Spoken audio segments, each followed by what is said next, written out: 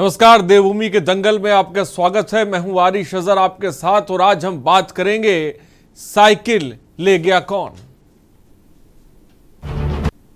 जी हां, साइकिलें ले गया कौन। विकास नगर के लखनवाला में खेतों में जंग खाती हजारों साइकिलों को अब वहां से हटा दिया गया है। साइकिलें किसने उठाई इसकी किसी को जानकारी नहीं है। आपको बता दें कि आपके पसंदीदा चैनल के न्यूज ने जब इन जंग खाती साइकिलों का मुद्दा प्रमुखता के साथ उठाया तो आनन फानन में इन सभी साइकिलों को उठा दिया गया। लेकिन मजे की बात देखिए कि आखिर साइकिल कौन ले गया, किस विभाग की ये साइकिलें हैं, इसका जवाब अधिकारियों के पास नहीं है। सवाल यह है कि जनता के टैक्स की इस तरह से बर्बादी करने वालों पर कार्रवाई कब होगी। ये रिपोर्ट देखिए। को अब वहां से हटा दिया गया है। साइकिलें किसने उठाई इसकी कोई जानकारी नहीं है। आपके पसंदीदा चैनल के न्यूज ने जब इन जंग खाती साइकिलों का मुद्दा उठाया तो आनन फानन में इनको उठा लिया गया। लेकिन मजे की बात देखिए कि आखिर साइकिलें कौन ले गया, इसका जवाब अधिकारियों के पास नहीं है। लेकिन सभी साइकिलें ट्रॉली में भरकर वहां से ले जाई गईं। इसे श्रमिकों को बांटा जाना था। वहीं इस मामले में विकास नगर एसडीएम सौरभ असवाल का कहना है कि मामले की जांच की जा रही है, आगे रिपोर्ट के आधार पर कार्रवाई की जाएगी। ज्ञापन दिया है जिसमें उनके द्वारा बताया गया है कि लखनवाला ग्राम है, वहाँ पर किसी फील्ड में कुछ साइकिलें रखी है जो लगभग 5,000 के आसपास में 5,000। तो उनके द्वारा कहा गया है कि ये इसमें जाँच होगी वो साइकिलें वहाँ पर कैसे आई और किसकी हैं, और बता रहे हैं कि श्रम विभाग की है, उनके द्वारा बताया गया है। तो ये ज्ञापन मुझे मिल चुका है, तो इसके संबंध में मैं अपनी तरफ से जांच करवा रहा हूँ। तो उनका कहना है कि रिकॉर्डेड उनके पास वर्जन है इससे जुड़े विभागीय इंस्पेक्टर का, कि उन्होंने कहा है कि इस जांच को दबवा दो। क्या मानते हैं आप? ठीक है, आज मेरे पास आया है, अगर उनके पास जो भी तथ्य और सबूत हैं उनको भी हम परीक्षण कर लेंगे और जिस हिसाब से भी जांच में जो भी रिपोर्ट आती है तो उसके हिसाब से हम आगे कार्रवाई करेंगे। वहीं इस मामले पर सियासत भी तेज हो गई है। कांग्रेस नेता शम्मी प्रकाश ने इस मामले की उच्च स्तरीय जांच की मांग की है। साथ ही उन्होंने साइकिलों के साथ टूल किट और राशन किट में भी भ्रष्टाचार का आरोप लगाया है, जो कि श्रमिकों को दी जानी थी। वहीं आम आदमी पार्टी ने भी सरकार से जांच की मांग करते हुए सरकार पर हमला बोला है, जबकि बीजेपी ने इन सभी आरोपों को निराधार बताया है।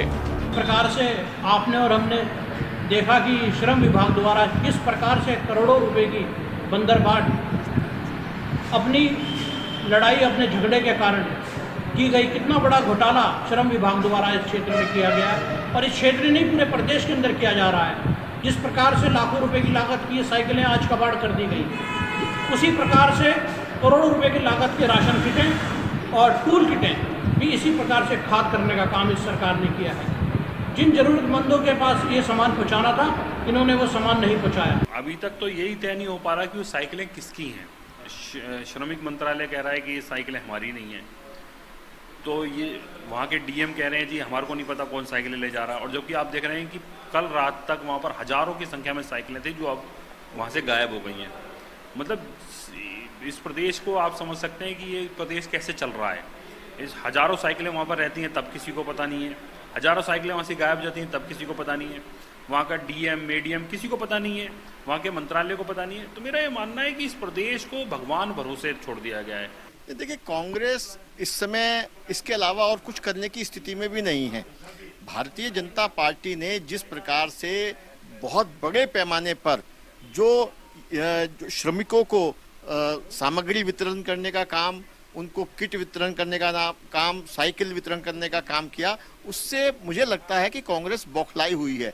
और अगर कहीं भी किसी भी प्रकार की जब उन्हें कोई अनियमितता के कोई सूचना नहीं मिलती तो वो इस प्रकार के इशू बनाने का प्रयास करती हैं। कुल मिलाकर समय रहते इन साइकिलों को श्रमिकों को बांटा जाता तो जनता के टैक्स की गाड़ी कमाई का सदुपयोग होता। लेकिन पिछले 2 साल से लखनवाला के खेतों में इन साइकिलों को सड़ने के लिए छोड़ दिया गया।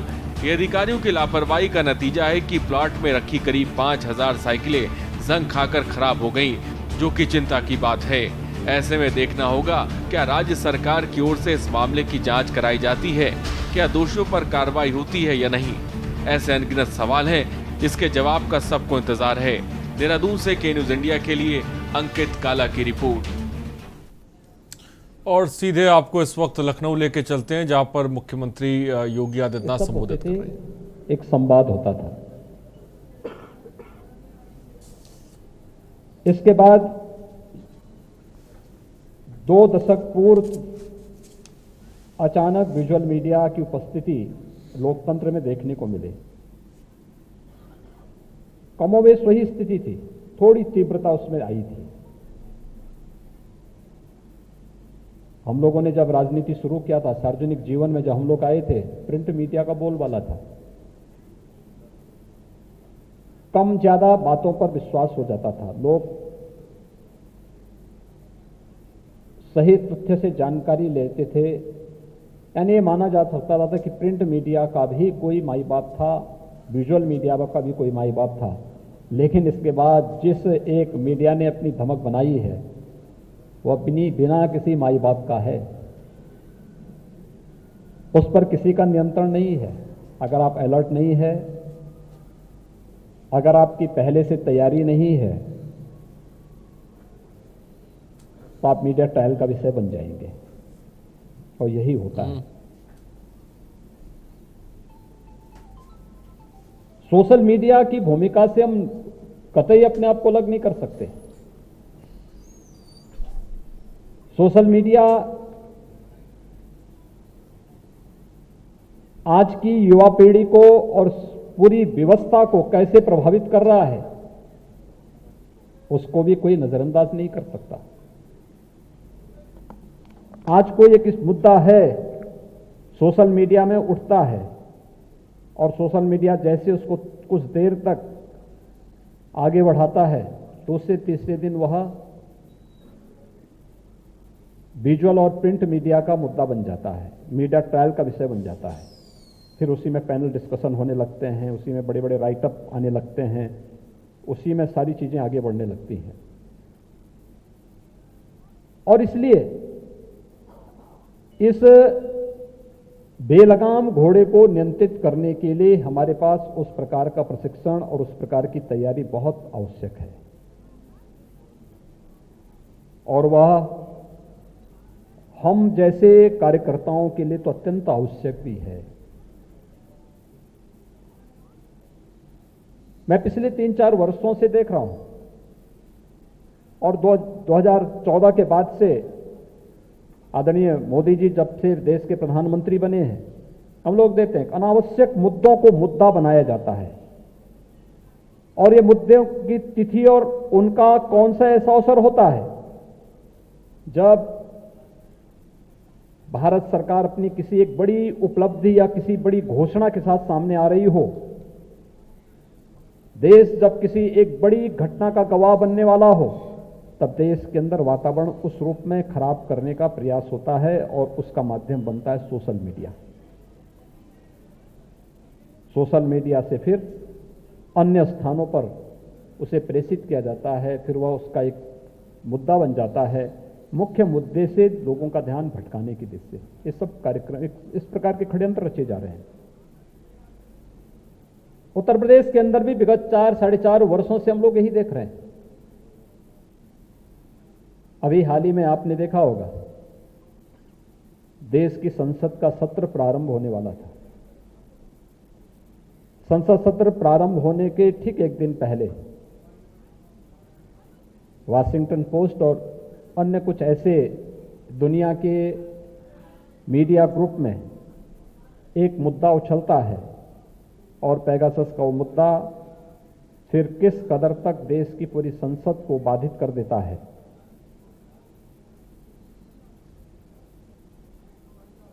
जो लोग इस मुद्दे को उठा रहे हैं, उनके पास कोई तथ्य और प्रमाण नहीं, लेकिन बिना किसी तथ्य और प्रमाण के किसी ने उछाल दिया, उसी को मुद्दा बना करके मीडिया में, print media, visual media, social media, digital media, इन सब में उसका मुद्दा बना करके फिर उसको उछालने का प्रयास करके देश की संसद का बहुमूल्य समय बाधित किया जा रहा है। यह महत्वपूर्ण सत्र था। इस सदी की सबसे बड़ी महामारी के दौरान कोरोना प्रबंधन के बारे में भारत सरकार के द्वारा किए गए बेहतर प्रयासों की चर्चा हो सकती थी। थर्ड वेव की जो आशंका विशेषज्ञ मान रहे थे, इस पर हमारी क्या रणनीति है, इसके बारे में चर्चा हो सकती थी। देश के अंदर आंतरिक और बाह्य सुरक्षा के मोर्चे पर सरकार ने क्या किया है और आगे की क्या रणनीति है, इस पर चर्चा हो सकती थी। इस सदी की सबसे बड़ी महामारी ने दुनिया को जब पूरी तरह प्रभावित किया है तो स्वाभाविक रूप से इसका प्रभाव रोजगार पर भी पड़ा होगा। सरकार ने रोजगार के लिए क्या कदम उठाए हैं और इस संबंध में आगे क्या अपेक्षाएं हो सकती थी, संसद के सत्र में चर्चा का विषय बनते और उसके माध्यम से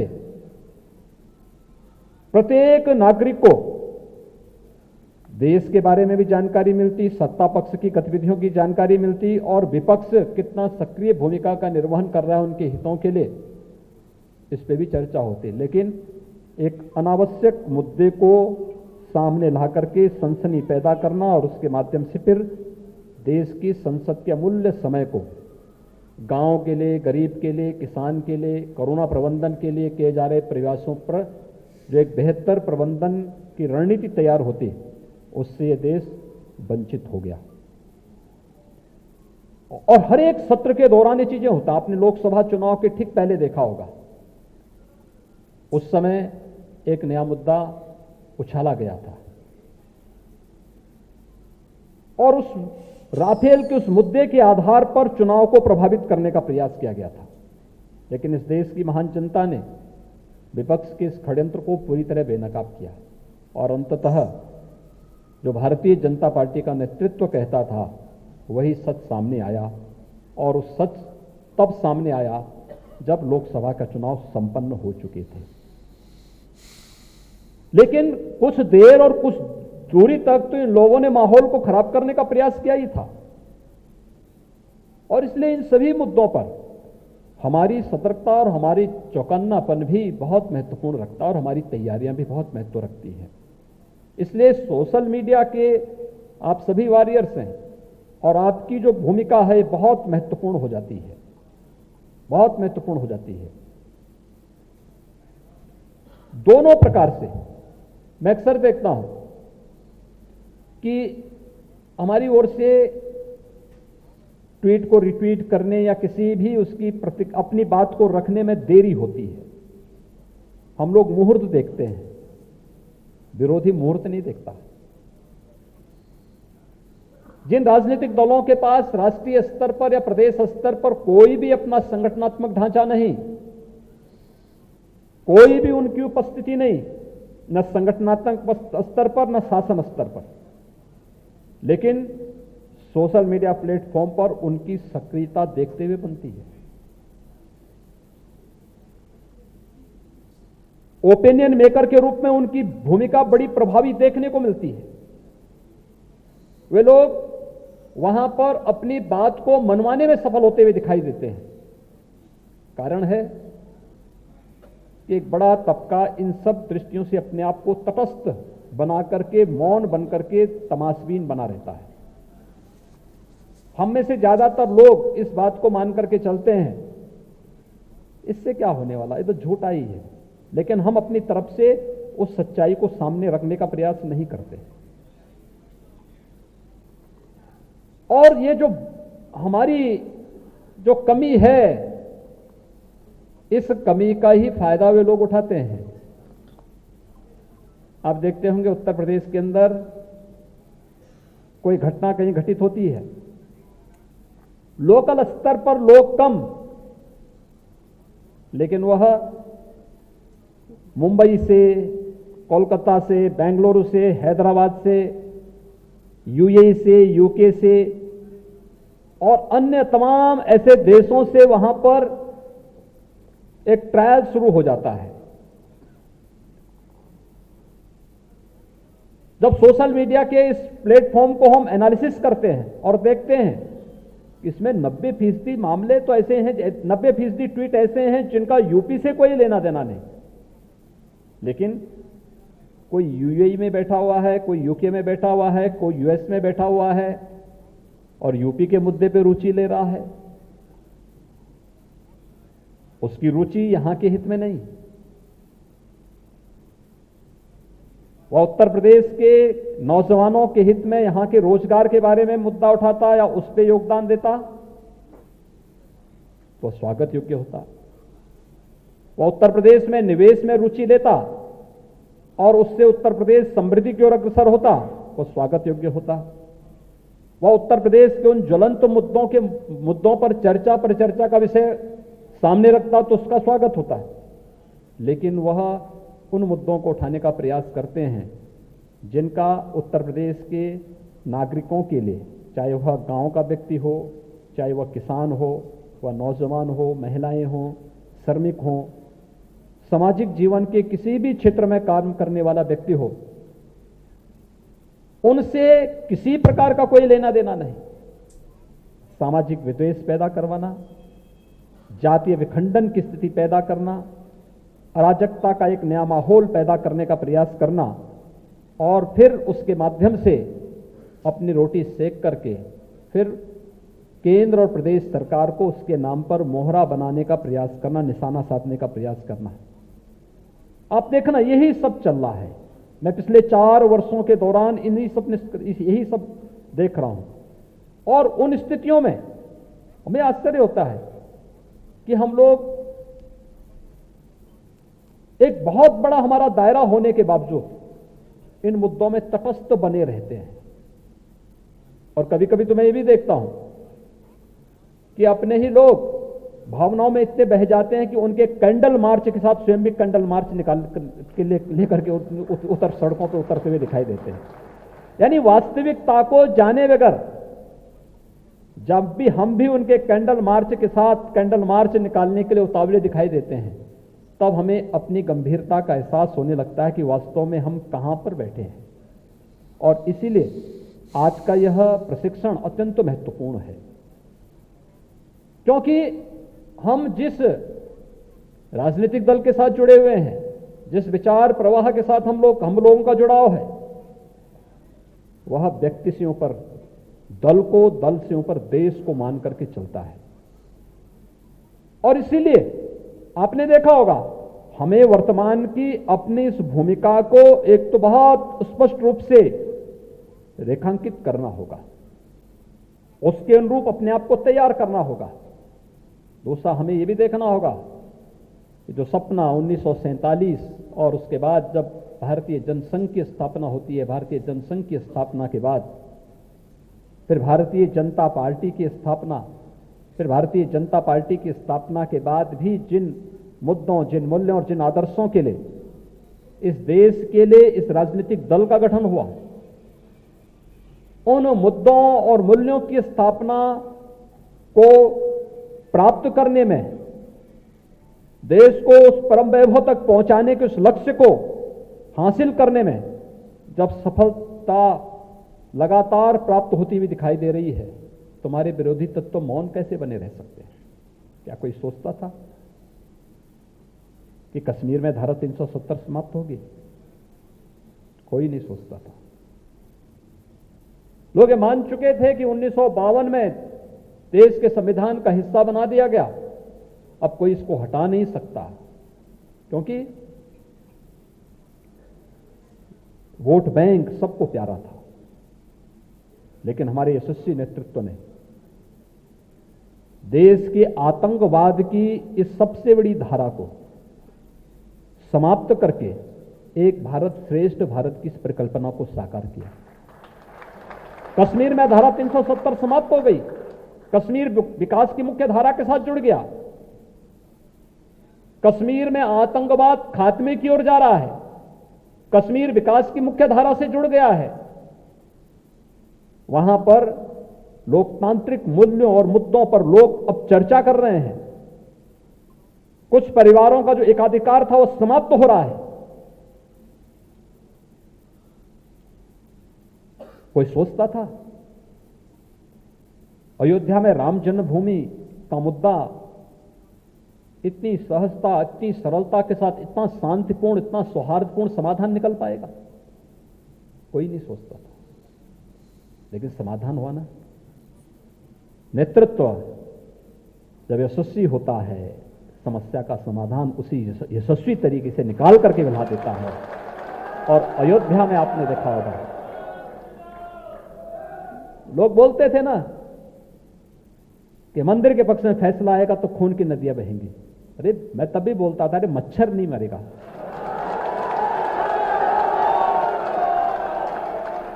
खून की नदियों को बहलाने की बात कर रहे हो। उत्तर प्रदेश के अंदर जिस दिन राम जन्मभूमि का फैसला आया था, मुझे लगता है मैं पिछले 30 वर्षों के अपराध के आंकड़ों को देख रहा था, और वह दिन ऐसा दिन था जो सचमुच राम राज्य का दिन था। एक भी घटना उस दिन नहीं घटित हुई, न छिनैती की, न चोरी की, न डकैती की, न हत्या की, न किसी प्रकार की अन्य किसी भी प्रकार के अपराध की। यह है राम राज्य, यह है शासन की व्यवस्था। याद करिए, अगर केंद्र में और प्रदेश में भारतीय जनता पार्टी की सरकार नहीं होती, मोदी जी देश के प्रधानमंत्री नहीं होते, क्या राम जन्मभूमि का मुद्दा सुलझ गया होता? और भाइयों बहनों, यही से हम कह रहे हैं, यही कसौटी है। हमने प्रोपेगेंडा नहीं किया, हम ये कर देंगे, हम वो कर देंगे, नहीं, होना है तो होना है, मामला समाप्त। जिस मुद्दे को अगर हमारे पूर्वजों ने ठान लिया है। तो मुख्यमंत्री योगी आदित्यनाथ आईटी कार्यशाला को संबोधित कर रहे थे, सोशल मीडिया की अहमियत भी बता रहे थे और सोशल मीडिया में किस तरह से दुष्प्रचार किया जा रहा है उसको रोकना है, उसके बारे में भी साफ तौर पर बता रहे थे। रुकते एक छोटे से ब्रेक के लिए, जल्द हाजिर होंगे। आप देख रहे हैं के न्यूज, खबरों का सारथी।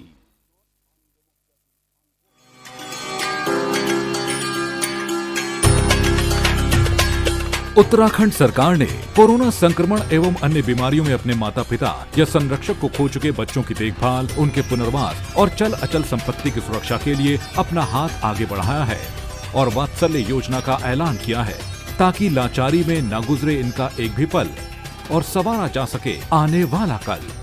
मुख्यमंत्री वात्सल्य योजना में शामिल बच्चों का भविष्य सुरक्षित बनाने के लिए राज्य सरकार ने सभी जरूरी प्रावधान किए हैं। वात्सल्य योजना के अंतर्गत उत्तराखंड में 1 मार्च 2020 से 31 मार्च 2022 तक की अवधि में माता पिता की कोरोना अथवा किसी अन्य बीमारी से मृत्यु हो जाने पर बच्चों को इस योजना के अंतर्गत सहायता प्रदान की जाएगी। वो बच्चे भी लाभार्थी होंगे जिनके माता पिता की मृत्यु पहले हो चुकी है और अब उनके संरक्षक की भी मृत्यु हो गई है। वात्सल्य योजना में चयनित हर बच्चे को 21 वर्ष की आयु पूर्ण होने तक 3000 रुपए की आर्थिक सहायता हर महीने मिलेगी। ऐसे बच्चे को सरकारी नौकरी में भी 5% का क्षैतिज आरक्षण मिलेगा और साथ ही बच्चों की रुचि के मुताबिक उनके कौशल विकास पर भी ध्यान दिया जाएगा। कोरोना के मुश्किल समय ने जिन बच्चों की आंखों में आंसू भर दिए, उनके चेहरों पर वात्सल्य योजना मुस्कुराहट लाएगी। अधिक जानकारी के लिए विजिट करें www.wect.uk.gov.in। कॉल करें 7579-215264 पर।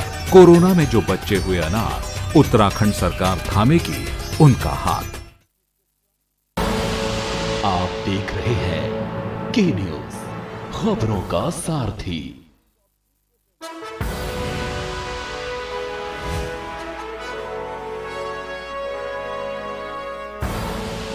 आप देख रहे हैं के न्यूज, खबरों का सारथी। ब्रेक के बाद आपका स्वागत है। देवभूमि के दंगल पे कुछ दिनों पहले हमने बात करी थी कि आखिर ये साइकिल किसकी है, और आज हम बात कर रहे हैं कि आखिर ये साइकिल ले गया कौन। जी हाँ, ये जंग खाती साइकिलें, आम आदमी का पैसा जिस तरह से बर्बाद हुआ, इसका जिम्मेदार कौन है।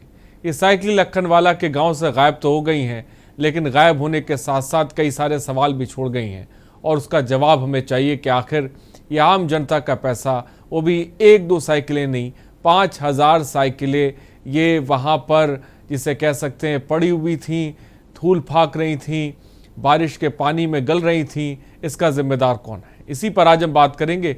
हमारे साथ गेस्ट भी जुड़ रहे हैं, उनसे आपका तारुफ करा दें। हमारे साथ विपिन कैंथोला बीजेपी नेता हैं, इस वक्त जुड़ गए हैं। विपिन साहब, आपका बहुत बहुत स्वागत है। प्रतिमा सिंह कांग्रेस नेता हैं, इस वक्त हमारे साथ जुड़ गई हैं। प्रतिमा जी, आपका बहुत बहुत स्वागत है। और पीसी थपलियाल जी यूकेडी नेता है, इस वक्त वो भी हमारे साथ जुड़ गए हैं। सर, आपका भी बहुत बहुत स्वागत है। सबसे पहले सीधे रुख करते हैं विपिन जी की तरफ का। विपिन जी, कुछ दिनों पहले हमने इस खबर को प्रमुखता से दिखाया था और आप भी उस वक्त प्रोग्राम में थे और आपने कहा था कि जांच हो गई है, ये किसी प्राइवेट कंपनी की साइकिल है और आज ये साइकिलें वहाँ से गायब हो गई हैं। ये साइकिलें कौन ले गया, ये सवाल तो हम उठा रहे हैं। सबसे पहले क्या कहेंगे आप? देखिए आतुष भाई, मैंने उस दिन भी कहा था और आज भी कह रहा हूं कि ये साइकिलों का श्रम विभाग से कोई मतलब नहीं है। साइकिलें श्रम विभाग की नहीं थी, ये श्रम विभाग का साफ साफ कहना है। और श्रम विभाग की सचिव से जब पत्रकारों ने सवाल किया, उनसे इस सवाल में पूछने गए थे, तो उन्होंने, सचिव ने भी साफ कह दिया था कि उन्होंने जो तीनों इंस्पेक्टर हैं देहरादून के, उनसे लिखित जवाब लिया है और निश्चित रूप से लिखित जवाब उनके पास भी उन्होंने शासन को भेज दिया है। और उन्होंने साफ इनकार किया कि साइकिलों से कोई लेना देना नहीं है। देखिए, मैं ये कहूंगा कि कोई भी साइकिल अगर जो सरकार लेती है या श्रम विभाग लेता है तो उसकी निविदाएं होती हैं और निविदाओं के थ्रू जब साइकिलें आती हैं तो वो विभिन्न जिलों में बांटने के लिए दी जाती हैं। और जब बांटा जाता है आरुष भाई, तो उसमें जनप्रतिनिधि होते हैं, उसमें एसडीएम्स होते हैं, उसमें वो तमाम लोग लाभार्थी होते हैं। तो विपिन जी, आपके अधिकारी ये क्यों कह रहे हैं कि भाई जांच की जा रही है? आखिर अब इतने टाइम से यही नहीं पता लगा पाए कि ये साइकिल किसकी थी?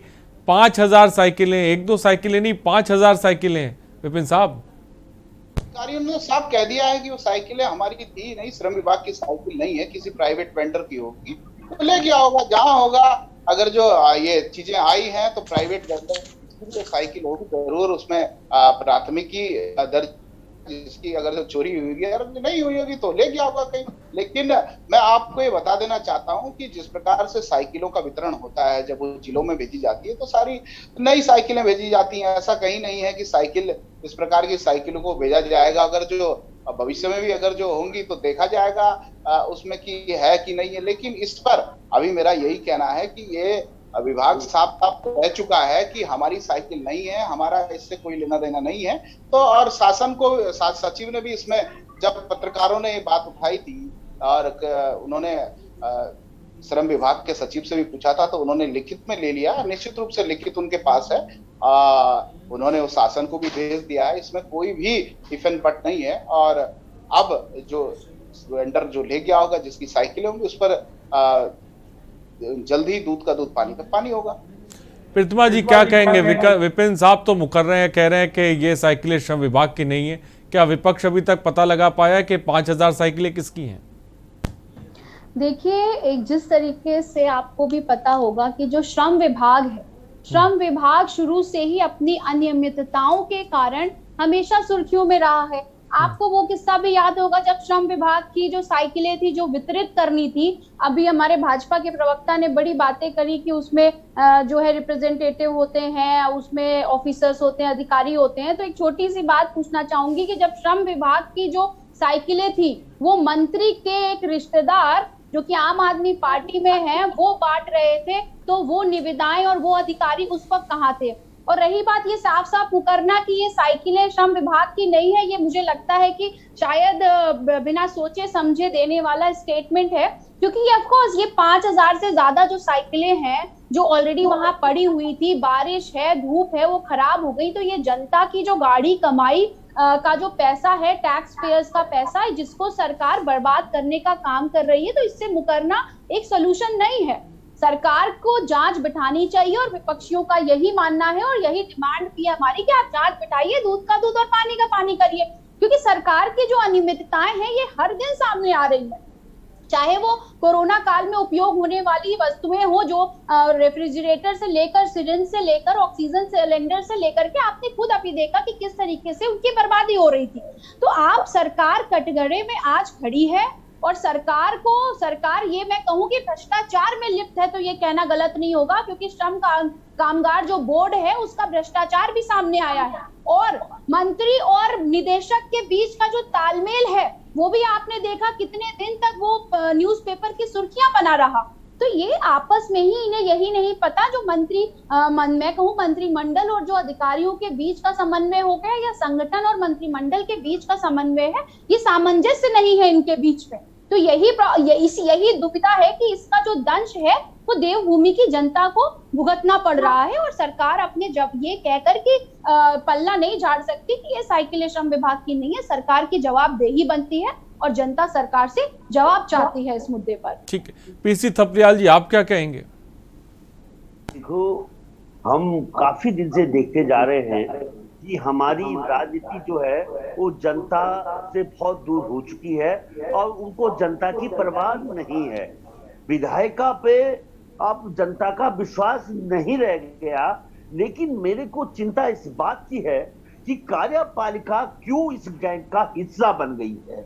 इस समय यहाँ के डीएम का कर्तव्य बनता था, जो मालिक है इस राज्य का, वो कहता कि भाई ये जो साइकिलें हैं ये पुराने आदमी की है। क्या ये इतना पता किस तरह से एक प्रवक्ता, एक राष्ट्रीय पार्टी का प्रवक्ता बोल रहा है, वो तो कोई एक जैसे फालतू आदमी नहीं होते सड़क के, इस तरह का बोल रहे हैं। इनको शर्म भी नहीं आती कि एक बहुत सीरियस इशू है। अगर इस इशू में अगर इनको ये नहीं मालूम कि ये साइकिलें, क्योंकि हम जानते हैं चोरी इन्हीं की है, इन्हीं की समस्या है, क्योंकि ये उस मंत्री से, जो मंत्री श्रम मंत्री है, उससे घबराते हैं। वो कांग्रेस से एक बड़ा गैंग लेकर यहाँ पे आया हुआ है और इसलिए इनको मालूम है कि चुनाव का टाइम आ गया, अगर उस गैंग को लेकर वापस कांग्रेस में जाता है तो कांग्रेस जीत जाएगी। इस राज्य का दुर्भाग्य ये हो चुका है कि हम लोग इन लोगों के शिकंजे में फंस चुके हैं। इसलिए जो क्षेत्रीय दल,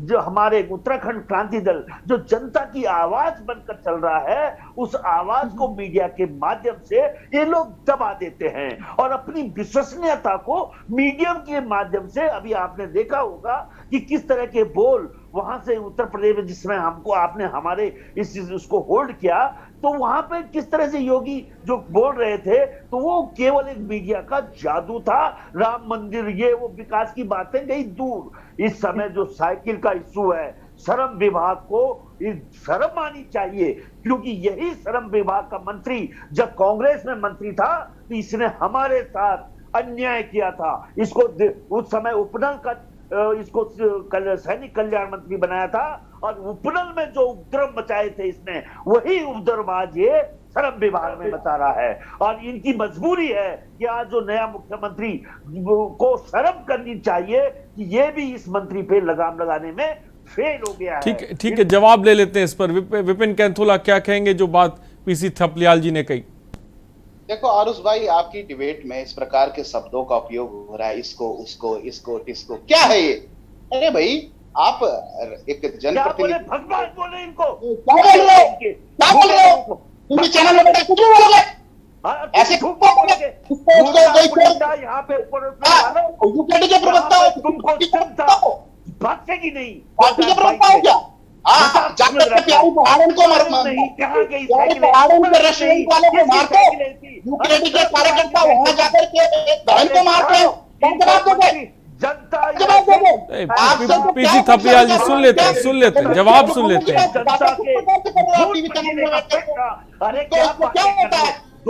पीसी थपलियाल जी, मैं चाहूंगा, देखिए मर्यादा बनाए रखिए डिबेट में, मैं चाहूंगा। पीसी थपलियाल जी सुनिए, तो अगर आपने कोई सवाल उठाए हैं तो मैं चाहता हूं कि उसका जवाब भी लिया जाए।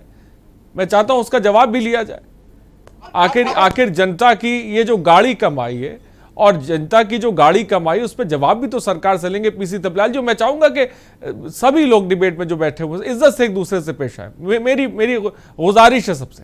पीसी थपलियाल जी, ठीक है। पीसी थपलियाल जी, मैं आऊंगा। क्या नाम है? विपिन कैंथोला जी, जवाब दें आप। बुजुर्ग हैं, आपको बोलने का भी तो लहजा होना चाहिए। क्या बोल रहे हैं आप?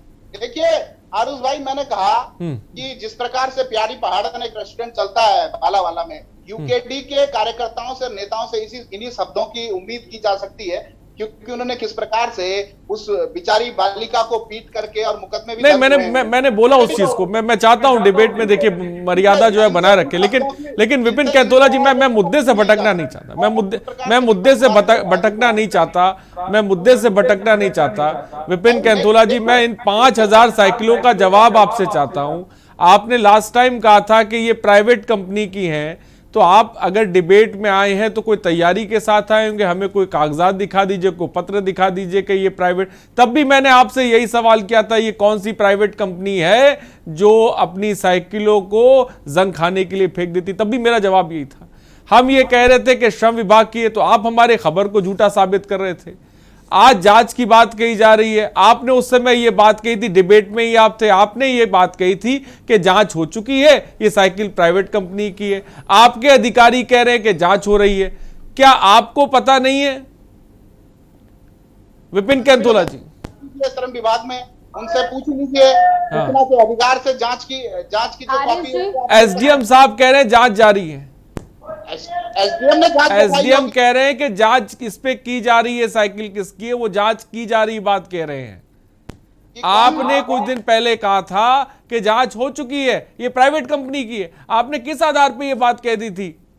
देखिए, श्रम विभाग अपनी जांच, जब श्रम विभाग के पास पत्रकार लोग गए थे, श्रम विभाग की सचिव ने अपनी जांच बैठा दी थी। उसके बाद उसने तीनों इंस्पेक्टर, जो क्षेत्र के तीनों इंस्पेक्टर थे, उनसे उनका लिखित में उनका वो भी लिया था कि भाई ये जांच किस प्रकार की बात आई है, ये साइकिलें क्या श्रम विभाग की हैं, ये तुम्हारे डिपार्टमेंट में या तुम्हारे क्षेत्र में है। उन्होंने कहा कि इससे हमारा कोई लेना देना नहीं है, श्रम विभाग की नहीं है। मैं आज भी कह रहा हूं, लेकिन अगर जो अब दोबारा से बात आई है कि चोरी हुई, तो इसमें प्रशासन ने जांच बैठाई होगी, दूध का दूध पानी का पानी हो जाएगा। और जिस प्रकार से अरे 5000 साइकिलें कैसे चोरी हो सकती है? कैसी बात कर रहे हैं आप विपिन कैंथोला जी? 5000 साइकिलें कोई चोरी नहीं कर सकता है।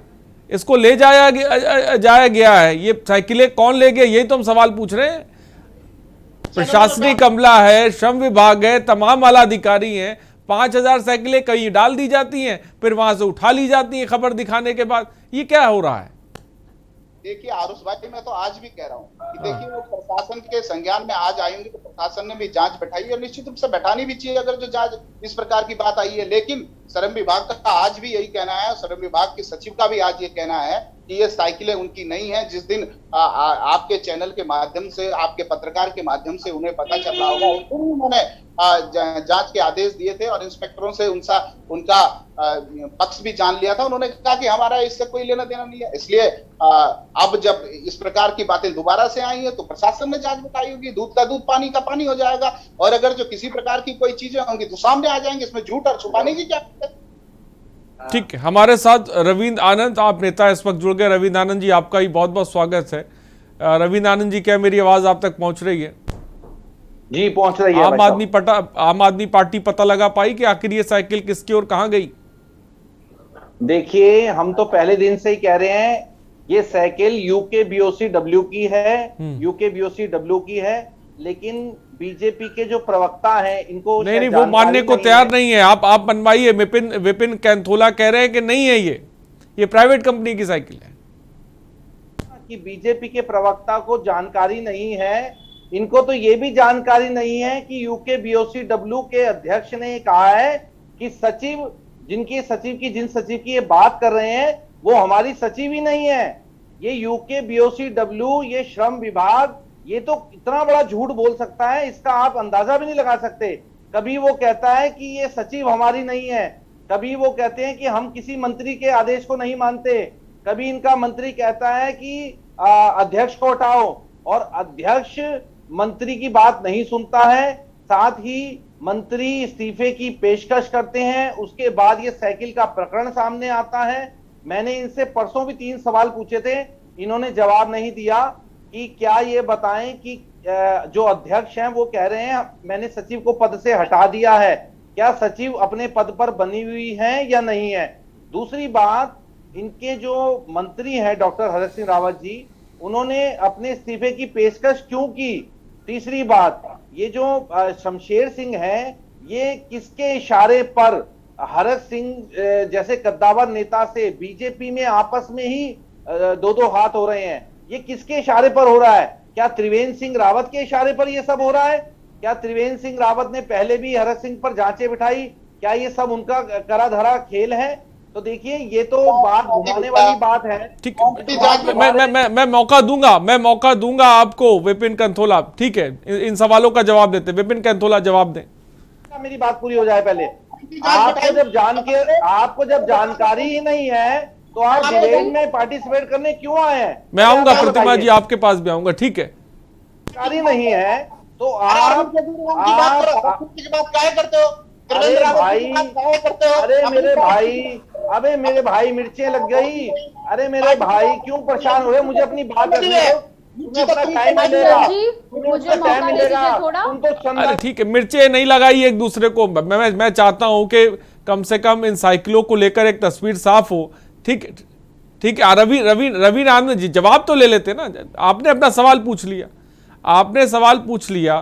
विपिन कंथोला जी जवाब दें। पानी पीने वाले लोग प्रवक्ता बन के बैठे हैं। आप चंदा चोर हैं। आपने राम मंदिर के नाम पर चंदा चोरी कर। अरे राम मंदिर की बात नहीं कर रहे हैं आप। रवींद्र आनंद जी, मैं चाहूंगा आप रुकिए, मैं जवाब लूंगा इसका। पहले प्रतिमा, मैं आऊंगा आपके पास। विपिन कंथोला जो श्रम विभाग को लेकर जो सवाल पूछे हैं आप नेता ने, उसका जवाब दें। एक एक करके जवाब दें। पूरी नहीं हुई है। मैं अपनी बात रख रहा था, मुझे बीच में इंटरप्ट किया गया। मेरी बात पूरी नहीं हुई है। ठीक है, जल्दी से आप अपनी बात पूरी कर लीजिए। देखिए, मेरा ये साफ कहना है कि जिस सचिव की ये बात कर रहे हैं, वो सचिव को इनका अध्यक्ष हटा चुका है। पहली बात, कई बार कह चुका है कि वो इस पद पर नहीं है। इनके मंत्री कहते हैं वो पद पर हैं। इनके मंत्री और इनके जो यूके बीओसीडब्ल्यू बोर्ड है, उनमें दो दो हाथ बराबर चल रहा है। दोनों बीजेपी के नेता हैं। बीजेपी में आपस में ही इतनी लड़ाई है। बीजेपी में आपस में आप देखिए, एक मंत्री और एक विभाग का अध्यक्ष, इतने बुरी तरीके से रोज अखबारबाजी हो रही है। तो आप ये देखिए, साइकिल जो 5000 साइकिल हैं जो कि श्रमिकों की थी, ये यूके बीओसीडब्ल्यू ने क्यों नहीं श्रमिकों को बांटी? क्यों जनता के गाढ़े खून पैसे की कमाई को बारिश में सड़ने के लिए छोड़ दिया? आप ये देखिए कि कितनी बड़ी बात है कि श्रम विभाग और यूके बीओसीडब्ल्यू। ठीक है रवींद्र आनंद जी, आपकी बात आ गई। विपिन कंथोला, क्या आपस में आपके में इतनी लड़ाई है श्रम विभाग के अंदर कि यही नहीं तय कर पा रहे हैं कि आखिर साइकिल किसको देनी है कि नहीं देनी है? सड़ रही हैं। कितना पैसा मिला आपको? चंदे का कितना पैसा मिला? आपके हिस्से में कितना पैसा आया? आपके हिस्से में चंदा चोरी का पैसा कितना आया? आप क्लियर कीजिए। रवींद्र आनंद रुकिए, अब आपकी बात आ गई। मैं विपिन कंथोला जवाब दे उन जायज सवालों का। आरुष जी, इनका माइक म्यूट कीजिए। नहीं, ठीक। रवींद्र आनंद, आपकी बात आ गई। मैं चाहूंगा अब आप रुकिए। ठीक है, विपिन कंथोला, मेरी आवाज आप तक पहुंच रही है? बीच में क्यों बोल रहे हैं? विपिन कंथोला, मेरी आवाज आप तक पहुंच रही है? चोरी के कितने पैसे मिले? विपिन कंथोला जी, क्या मुझे सुन पा रहे हैं? सबूत मांगने वाले लोग, सबूत नहीं है तुम्हारे? तुम्हारे हिस्से में चंदा चोरी का कितना पैसा आया? जल्दी बताओ, जल्दी बताओ। हम सबूत नहीं मांग रहे, मैं सबूत नहीं। रवींद्र आनंद रुकिए, एक मिनट रुकिए। ऐसे बात नहीं हो पाएगी। अगर आप सब एक साथ बोलने लग जाएंगे तो बात नहीं हो पाएगी। ठीक है, रवींद्र आनंद, ठीक है, मुझे लग रहा है सुने। प्रतिमा जी कुछ कहना चाहती। प्रतिमा जी जल्दी से बोलो। आप इन लोगों को शांत तो कराइए। इस तरीके से मेरे ख्याल से मुझे लगता है कि ऐसे बात नहीं हो पाएगी। विपिन कंथोला, उसका मैं चाहूंगा जवाब दे जो बात रवींद्र आनंद ने कही है। उन सवालों का क्या श्रम विभाग में सब कुछ ठीक नहीं चल रहा है जिसकी वजह से जनता का पैसा बारिश में सड़ रहा है? देखिए, बिल्कुल अभी जैसे मैंने आपसे बोला, बट अब आपके सवाल का जवाब देने से पहले एक छोटी सी बात बोलना चाहूंगी। मैं आऊंगा प्रतिमा जी, पहले जवाब ले लेते हैं इसका। क्या नाम है? विपिन कंथोला जी जवाब दें। मैं बहुत देर से बोलने की कोशिश कर रही हूँ और आप पूरा टाइम। मैं आऊंगा आपके पास प्रतिमा जी, आऊंगा। पहले मैं जवाब ले लूं, फिर मैं आपके सवाल का भी जवाब लूंगा। या तो फिर आप कंथोला जी का माइक म्यूट कर दीजिए ना, क्योंकि दूसरों को प्रतिमा जी देखिए, जो सत्ता में बैठा जवाब उससे लेंगे ना। आपका भी सवाल मैं लूंगा, लेकिन पहले मैं चाहूंगा कि जो रवींद्र आनंद ने सवाल उठाया उस चीज का जवाब लिया जाए। विपिन कंथोला जी, चैनल में बैठ करके वो कंथोला जी सबके बीच में टोक रहे नहीं, भाषण देने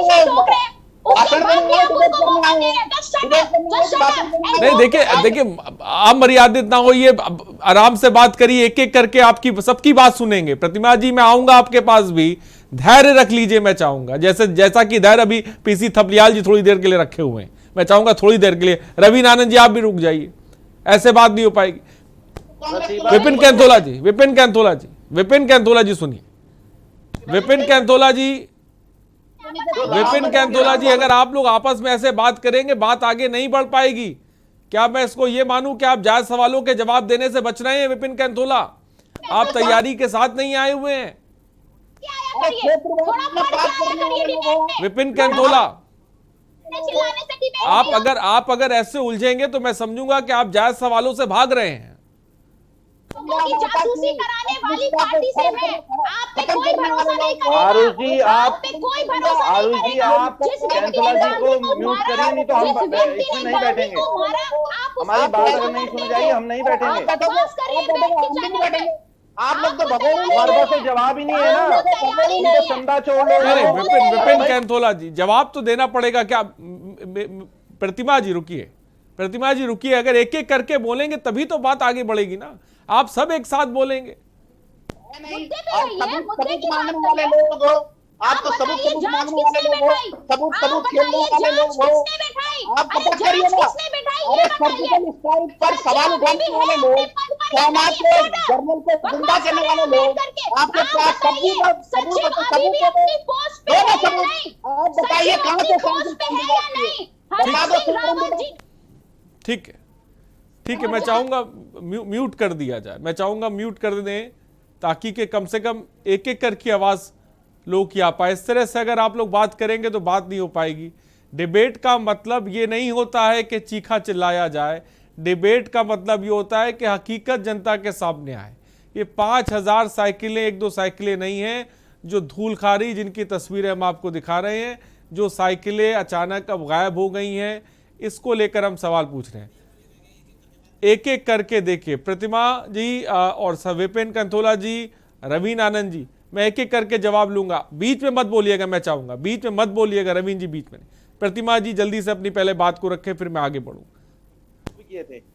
अरे सवाल तो प्रतिमा जी आपसे भी पूछ रही थी, अभी जवाब दे दीजिए। ठीक है, मैं चाहूंगा प्रतिमा जी अपनी बात को रखें। आप मेरी चिंता मत कीजिए, आप मेरी चिंता मत कीजिए, जवाब अच्छा दूंगा। आप फिलहाल ये बताइए। प्रतिमा जी अपनी बात को रखें। रवीन जी फिर आप बोलने लगे, रुक जाइए, धैर्य रखिए। आप लोग धैर्य नहीं रखेंगे बात आगे कैसे बढ़ेगी? प्रतिमा जी जल्दी से अपनी बात को रखें।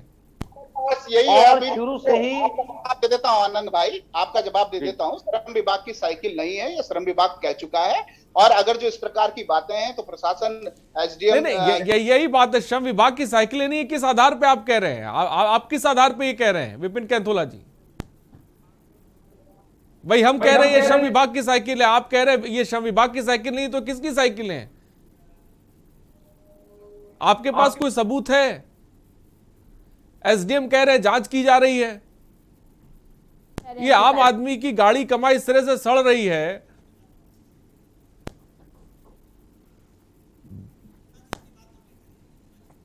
प्रतिमा जी बोलिए।